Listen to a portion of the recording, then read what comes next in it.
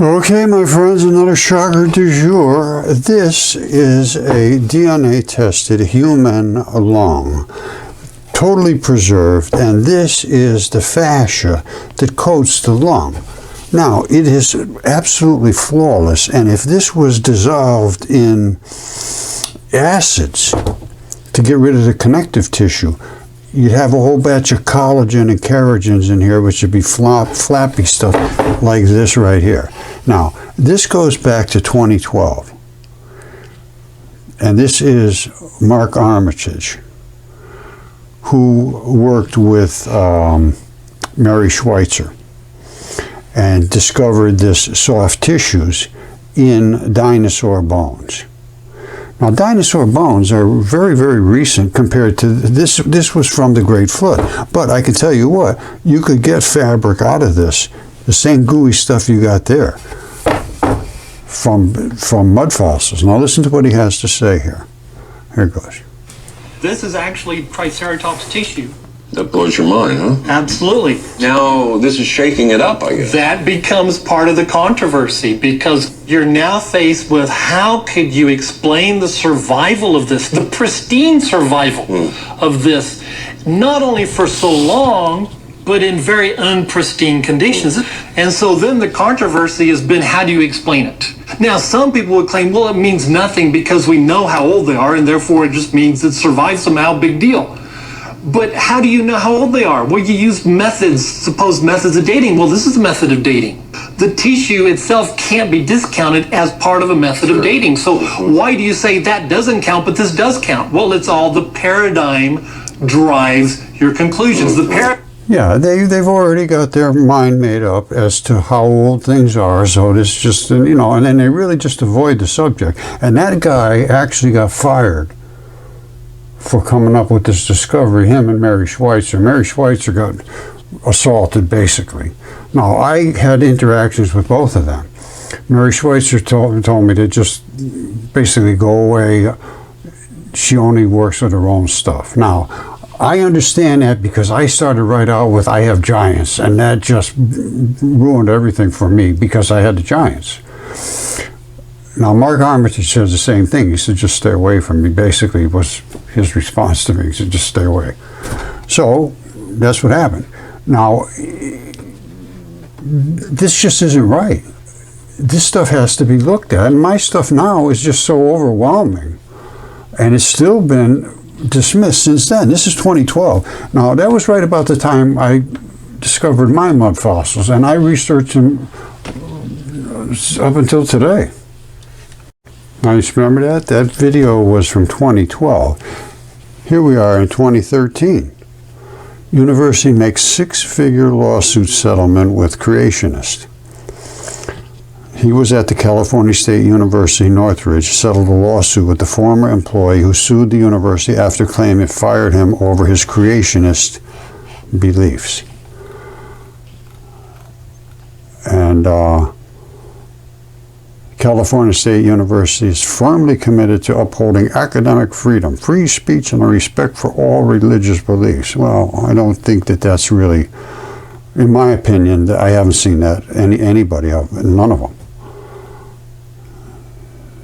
And you know, anyway, they gave him the money because Armitage acknowledges that he did that by keeping his views on the age of the fossil out of the paper. I don't know, it goes on and on. So he's reporting what he found, and they fired him. All right, you just saw Armitage there, Mark Armitage, and he reported he was suing the university there for firing him. They just let him go because of his I guess they would call his religious beliefs. It says, they reported in 2014, noting the suit alleges the faculty members hostile to Armitage had him fired because they could not stand working with a creationist who had been published in a legitimate scientific journal. They won't let you publish. They fired him. That's just the way it works in academia. Either you say what they tell you to say, or they'll get rid of you. And that's what happened to him. And he got a six-figure She added a settlement of six-figure amount, included attorney's fees. And this was to Mark Armitage, and it's all about him being a creationist. No, he just said the age of these fossils cannot be correct. It can't be 68 million years old. In 68 million years, there's enough chemistry that would happen that would make those never become gooey again. I agree with that.